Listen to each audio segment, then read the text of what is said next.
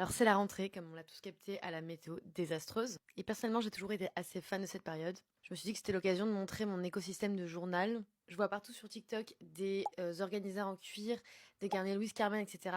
Et dans l'idée, j'aime bien parce qu'on peut avoir plusieurs carnets et les changer et garder la couverture. Mais en fait, j'aime pas du tout quand j'écris qu'il y ait les autres carnets en dessous. Bref, ça fait des trucs trop épais. Je suis pas très fan. Du coup, moi, j'ai opté pour une pochette. Ça coûte pas très cher et ça protège vraiment bien les carnets. Dans ma pochette, il y a deux carnets.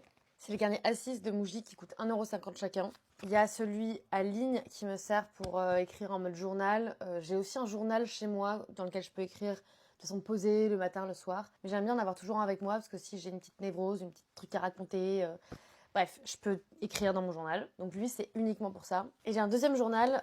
Lui, c'est 100 lignes, page blanche. Et lui, il me sert plutôt à noter des idées, à faire des petits dessins, des petits croquis, peut-être faire un peu de junk journal.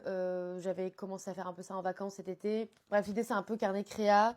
En ce moment, j'ai fait une liste des expos que je veux voir à l'automne. J'ai noté un peu mon programme du mois de septembre et mes objectifs. J'ai écrit mon petit curriculum personnel 2025-2026. Peut-être que j'en parlerai dans une autre vidéo. Je viens de le commencer, donc il n'y a pas grand-chose, mais l'idée, c'est de pouvoir coller mes tickets de métro, mes tickets de ciné ou genre d'expo, de prendre des notes ou des dessins dans des expos si j'ai envie. Et du coup, en plus des deux carnets, ce que me permet la pochette, c'est d'avoir une petite enveloppe dans laquelle je mets toujours des petits exemplaires de mon fanzine City Guide sur Marseille et aussi du coup ce qui est tombé là, et du coup aussi des petits stickers pour potentiellement décorer mon carnet, l'intérieur, et au fond de la pochette du coup je peux avoir 3 stylos. J'ai un Critérium Muji, trop bien, je viens de l'acheter.